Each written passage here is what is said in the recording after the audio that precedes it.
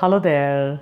A very warm welcome to all of you once again. And I'm here to share such a kind of a skill which I learned in the past 2 years, which I used to the maximum in the past 2 years. And I believe that this particular skill should also be taught to all the students at school level as well as college level so that they are able to take maximum advantage of this skill during the changing times. Now, the past 2 years, that is during the pandemic times, the entire scenario changed so fast and so drastically that it was very difficult for any of us to take that change in a very positive way.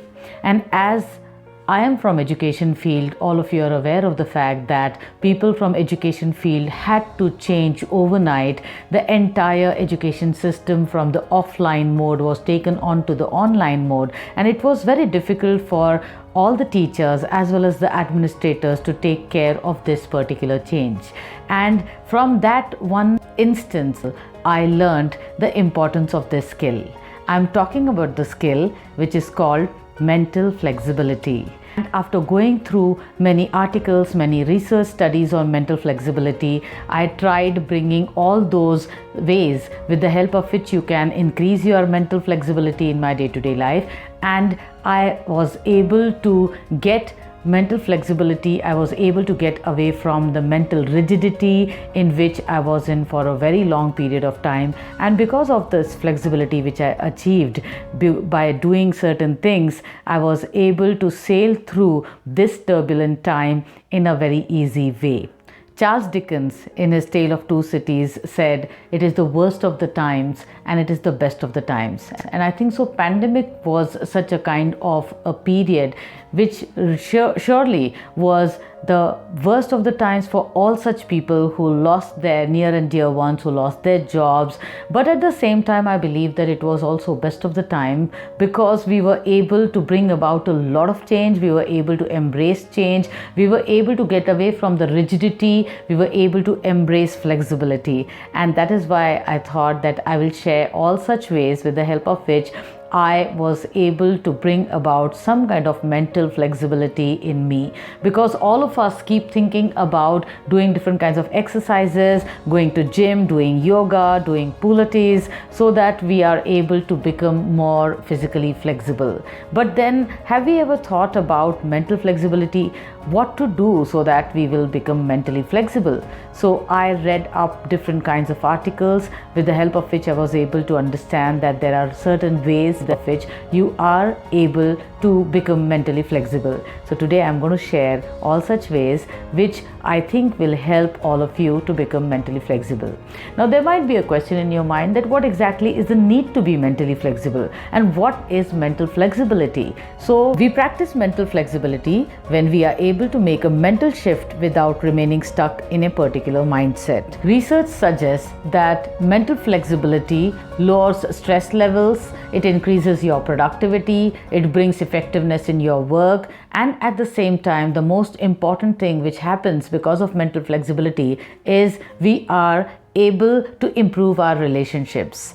And if we have good relationships, I'm sure that we lead happy lives. So it is important to bring about this mental flexibility. And I would surely say that becoming mentally flexible is not easy at all. It took me a very long time to really change my regular mindset, regular thinking pattern, and get into a new thinking pattern. It's important to bring about this mental flexibility so that we become more creative, we remain joyful in our lives, and at the same time we are able to embrace change, because change is inevitable and change is bound to happen. So let me share the things which I did for bringing about some kind of flexibility in my mindset. Firstly, change the norm.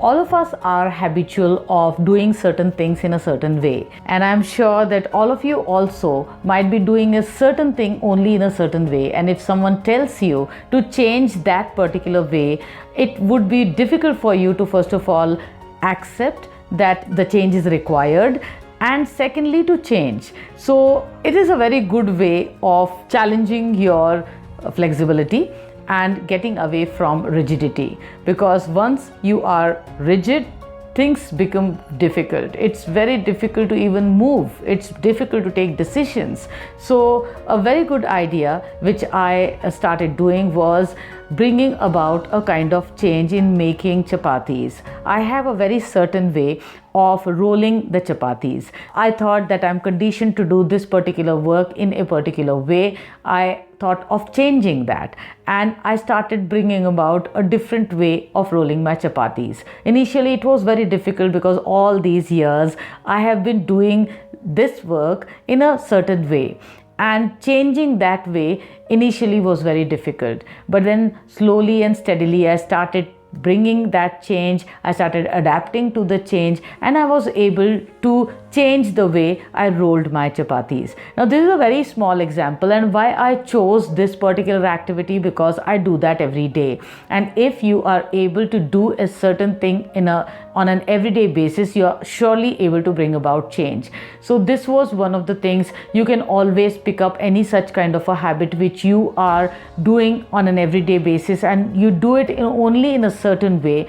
Change that way, do it in a different way, and then see that you will be able to challenge yourself. And initially it would be difficult, but later on I'm sure you will be able to adapt to the change, and you will be able to do the same activity in a different way. So you can also pick up some such kind of tasks which will help you bring about some kind of flexibility. So let's say writing with your non-dominant hand. So if you are a righty, then use your left hand to write. Or maybe brushing your teeth with your non-dominant hand. It will be very difficult, it will be very uncomfortable, but it will give you patience. You will be able to get into a habit of becoming uncomfortable, and after some days you will also be able to write with your non-dominant hand. So these are some of the ways with the help of which you are able to change the norm, and I'm sure if you do that, you will be able to bring about mental flexibility. The second thing is bring novelty. Research studies suggest that you can develop mental flexibility if you bring novelty in your day-to-day life. So a very good way of bringing novelty is learning something new. You can learn a new language, you can learn a new dish. Bringing some kind of novelty in your day-to-day routine will surely help you bring mental flexibility. The third thing which I did was playing games. Again, it has been proved in certain research studies that playing different kinds of games bring about a greater mental flexibility to deal with the changing scenario in the game. And that is why it is important to play games if you really want to expand your mental flexibility. Whenever you play games, you put yourself into an unpredictable situation, because most of the times games like chess or any other kind of a game, you do not know what exactly is going to be the end result. And because you don't know the end result, there is unpredictability. Chess is such a kind of a game where every move matters, and you don't know what the opponent is going to play. So your move also depends on the opponent's move, and at the same time your move depends on your own move. And that is why playing different kinds of games like chess or Monopoly gives you greater mental flexibility. So go ahead and start playing games. The next thing which I did was be spontaneous. Now, all of us are aware of the importance of planning, and all of us believe that if you plan things well, you're also able to implement those plans. But you will agree that not necessarily every time all your plans are going to be fruitful. Sometimes it doesn't work. And you have to accept that even if the plan was there, you were not really able to implement that plan, and at the last moment the plan changes and you have to accept whatever the change is. And all of us know that life is also like that. Even if you try to plan your life as much as you want to, but life is so unpredictable that sometimes certain curveballs come your way and you have to deal with it. So if you are spontaneous, intentionally, it helps you increase your mental flexibility. So some of the ways to be spontaneous is taking a certain route to your work, then take a different route. If you are doing your exercises only in a certain manner, do it in a different way.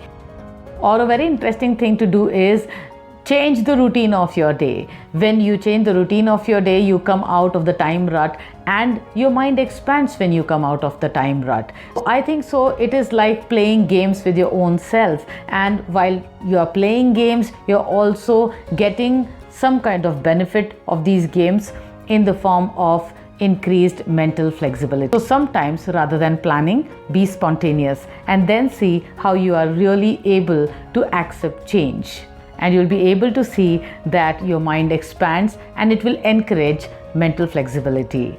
So when you practice all these things, I am sure you'll be able to see that flexibility in your life will increase, and because of increased mental flexibility, you will be able to achieve more, be more productive, be good at your relationships, be a good decision maker. To make better decisions, you need to look at situations from different perspectives, and for doing so, it is very much important for you to be mentally flexible. You cannot be rigid. You cannot just get stuck into a similar kind of a thought pattern and come out with similar kind of decisions. You need to really look at that particular situation from different perspectives, and you can do that only if you are mentally flexible. So I'm sure you'll be able to make good decisions if you are mentally flexible. So put yourself in such situations where you need to expand your flexibility, where you need to accept change, tolerate change, and then see that slowly and steadily